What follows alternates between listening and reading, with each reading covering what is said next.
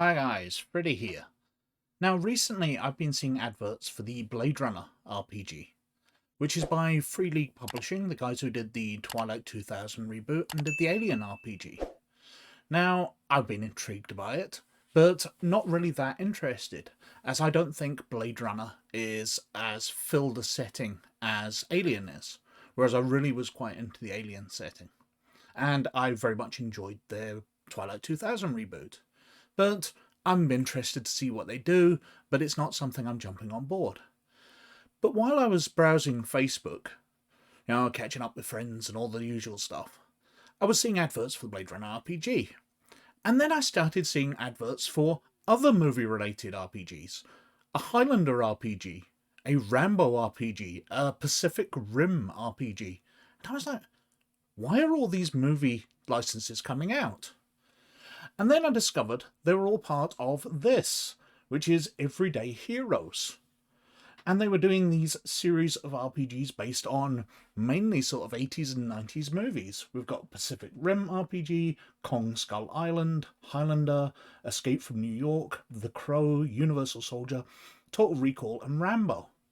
Now, some of these, I was wondering, how on earth do you do an RPG about these? What's the difference between a Rambo RPG and an Escape from New York RPG, except the setting? Because basically, Snake Plissken and John J. Rambo are both basically just soldiers. So what's the difference? How are you differentiating these and making it worthwhile buying multiple versions of this game? And what I've discovered are, they're basically just kits for this Everyday Heroes RPG, which is the D20 modern system updated. Now that really interested me, because I only got the D20 modern system a couple of years ago, reviewed it on the channel, and I was absolutely astounded by how good it was. D20 system, 3rd edition rules, absolutely fantastic. My favourite rule system for Dungeons and Dragons, and fairly versatile rule system. And they'd come up with a bunch of fascinating add-ons to make it a modern role-playing game. I really, really liked it. You can go and check out the videos elsewhere on the channel for me raving about it there. But Everyday Heroes is it updated to 5th edition. Now, that I'm not so certain about, but I'm intrigued by what they're doing. So we've got things here, the Pacific Rim Cinematic Adventure. They add a new class, a new profession, new class twins, new profession Jaeger pilot, new vehicles Jaeger mechs. Then we've got Kong Skull Island, which has a new class monster hunter, profession corporate merc, new monsters super species. We've got Highlander, where the new class is the immortal, new background seen it all, new rules mechanic the quickening. And we've got Escape from New York, new class street warrior, new background born in the slums, new profession US police. The Crow, so new class Spirit of Vengeance, new profession Crow Watchers, new rules mechanic Possession. What's next? Universal Soldier, so new class Cyborg, new background Reanimated, new rules mechanics Cybernetics. And each one of these is just adding a small amount to the main rules. They're the standard sets of rules. So Total Recall, Resistance Fighter, background Mind Wiped, new rules mechanic Mutant Powers. And then we've got Rambo, new class Survivalist, new background Military Vet, new rules mechanic Guerrilla Warfare Mass Casualties. So you can see how these could merge together. You could pick other movies which you want mutant powers from, or for, and use the Total Recall ones, going to Universal Soldier for cybernetics, and combining these in different ways to fulfill other movies and other pieces of 80s action. And I really like that idea. And I noticed that they've offered a Quickstart set of rules for free download on DriveThruRPG. So what I've decided is I'd download them and I'd have a look through them with you. So this is the Quick Start Guide for Everyday Heroes, a role-playing game for the modern world by Evil Genius Productions. Now first of all, the cover art, it's very nice stuff, it's kind of cartoonish style, and it's very similar in design to the old D20 modern system.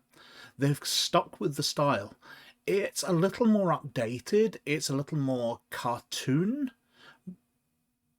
I prefer the older art, but that's perhaps just me being used to the older art and really liking it.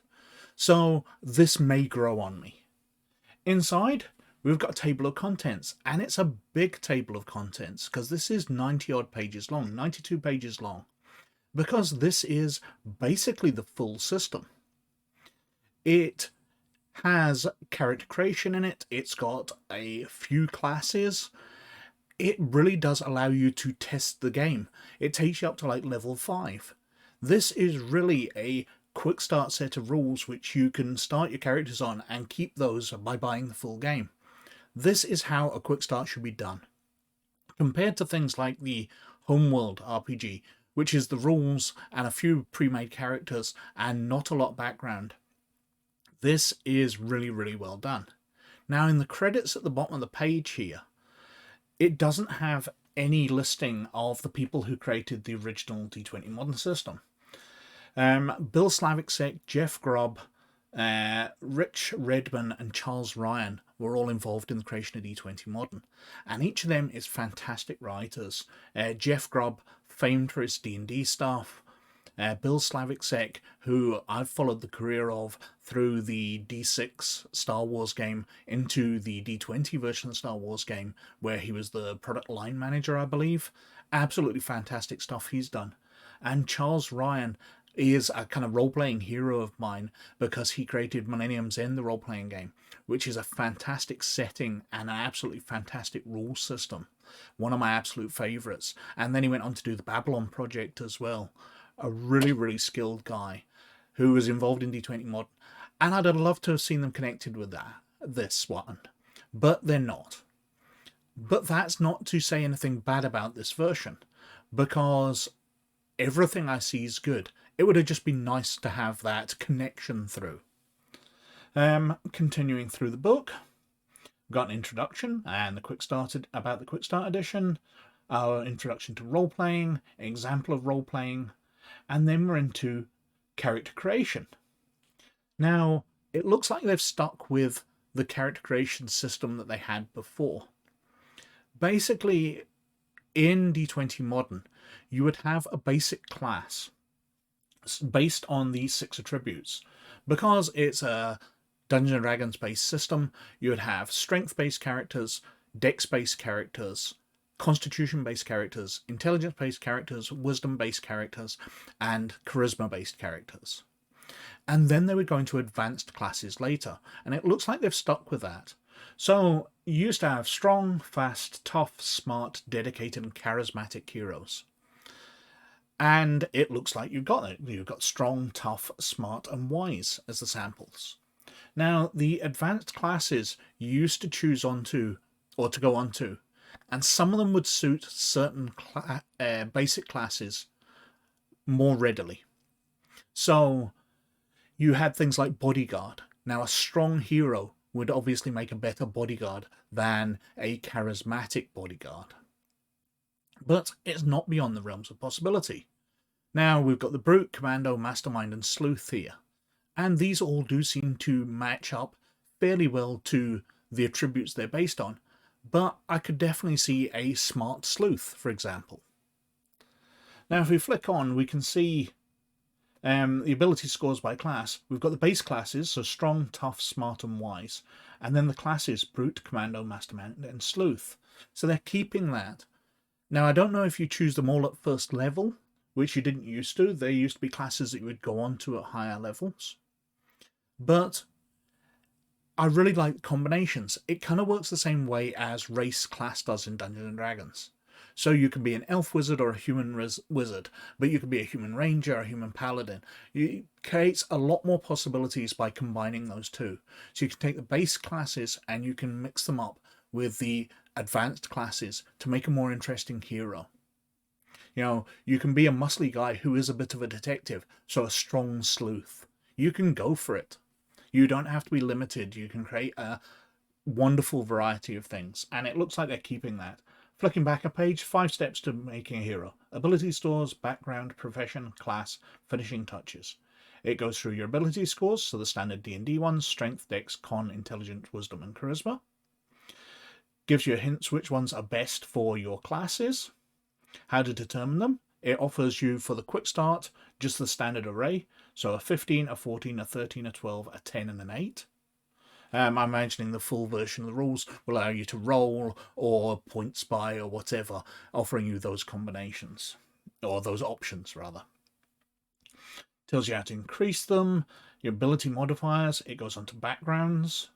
So you can choose to have amnesia and be a person of mystery, or a bookworm, or have a rural family, survivor of tragedy. Allows you to flesh out the characters a bit like that. Then you've got professions, so you can be a field agent, work in intelligence, journalism, military. And obviously the full rules will have way more options. And all of these modify things. So a journalist adds +1 to wisdom, +1 to 2 other different ability scores of your choice, maximum of 20. Gives you your proficiencies and languages, as does your backgrounds, offer you ability adjustments, what equipment you get, proficiencies, languages, and various other rules related things.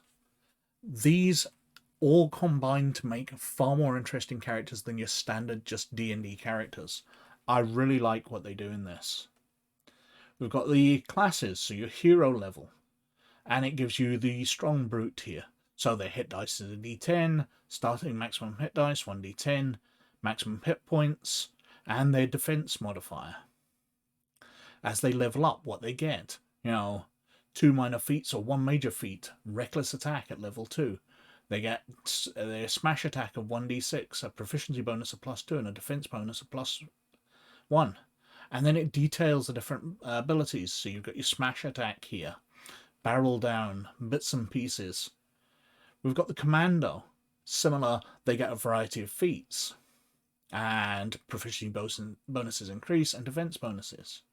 We've got the mastermind. Now these have a more interesting ability where they can have plans, and the plans give you various bonuses as long as you're going along with the plan.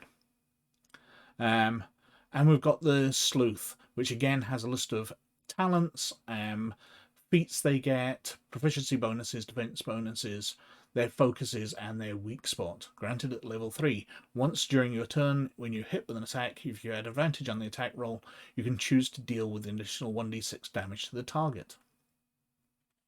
Then you've got your finishing touches, so your speed, your proficiency bonuses, skill bonuses, passive perception, your persona, which is what defines you, your motivations in life.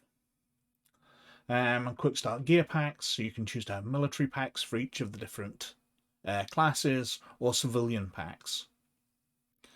And then we've got equipment kits you can get. These, none of them are priced, because that in D20 Modern that wasn't how it worked. You had a wealth ability which allowed you to get unlimited equipment until it ran out. We've got quick start weapons, explosives, different types of armor, and then we're on to combat equipment properties. So grenades have special effects and all that, penetration values, ranges. It talks you through gaining levels and your talents. It goes through different feats when you get them. And it's got basic feats, advanced feats, multi-class feats. So you can flesh out your characters. You go up and give them extra talents and abilities. And then we're on to the rules. Well, these are basically the 5th edition rules. And this is a bit of a stumbling point for me. I really like the 3rd edition rules, and I think the heavily skill-based system that it had really worked with D20 Modern, because you could get absolutely massive bonuses on your skills, so you would pretty much always succeed. But in 5th edition, even if you're getting really talented at a skill at high levels, you're still not going to be getting that much of a bonus. For example, I'm running a bard in Dungeons & Dragons at the moment, and he has a massive +8 to his stealth skill, a really high bonus. Now, even if he gets much higher level, he's 4th level at the moment, that's not going to increase by too much. And +8 to rolling a d20 does allow him to succeed quite high, but it does mean that he can roll less than somebody who has a disadvantage. So somebody who has a minus because they're wearing heavy armor or whatever, who rolls high, will still get higher than him if he rolls low. It doesn't matter how good you are at something, everything is really down to chance. And that slightly annoys me about the 5th edition rules, and something 3rd edition didn't suffer from. So that's something they're carrying across into this version of the rules. I'd be interested to see how it plays out. I think I might playtest these at some point soon, but it's a hesitation I've got for it. They've introduced advantage and disadvantage on rolls, adding dice, proficiency bonuses, goes through armor, weapons, improvised weapons, ability checks, different challenge ratings, passive checks, all the standard stuff. We've got a skill list here, going through them all, your saving throws, how combat works, fleshing out the rules here with these standard 5th edition rules. Attack rolls, cover, armor value for materials, then we're on to damage rolls, what happens when you reach 0 hit points, short rests and long rests, medical care during rests, environmental challenges such as falling and visibility, hiding and sneaking. I was having difficulty saying it there because it said seek. So we've got different effects here: blinded, deafened, exhaustion, all the standard Dungeons & Dragons things. We've got a section on games mastering, so talking through, describing the scene, what the players do, when to roll dice, how to resolve things. Then we're on to an opponent and allies section, where we've got sort of standard enemy goons, gang leaders, beat cops, ancient hunters, with a variant for an archer, and zombies. So we've got the variant with runners, so fast zombies from more modern films. And then we've got Sample Adventure, Welcome to the Jungle, which is very nicely presented. I obviously haven't run it, but it looks very nice. There's some interesting stuff going on in there. All lovely artwork throughout, encounter maps. Very nice stuff, and taking it up to the end. The Cambaruca are a fictional tribe of indigenous Brazilian people who live in the Amazon. Ready for more adventure, and it gives you ideas, or tells you what's going to be in the rulebook here. Kick it into high gear by backing them on Kickstarter. Look for the Cinematic Adventures series, modern gaming for a modern game. Talking about Roll20. And then an advert for their Kickstarter.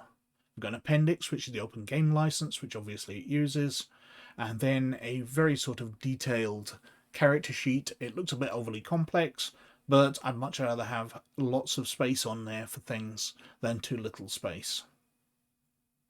And advising you to follow them on social media for more content. I really like what they're doing. I'm going to have a dig more, and I'll do a rules breakdown to go through these rules in more detail.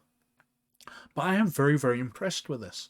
Now, I'm taking a break from backing things on Kickstarter because of events which have happened recently where I've not really liked the way that people are running things on Kickstarter. But when this becomes available just to buy, I think I'm going to rush out and get it. I'm definitely a fan of the D20 modern system, and this does look like a very nice update. But anyway, I think I've whittled on for quite long enough as usual. So thank you very, very much for watching. But most of all, as always, you look after yourselves. I'll catch you later. Bye now.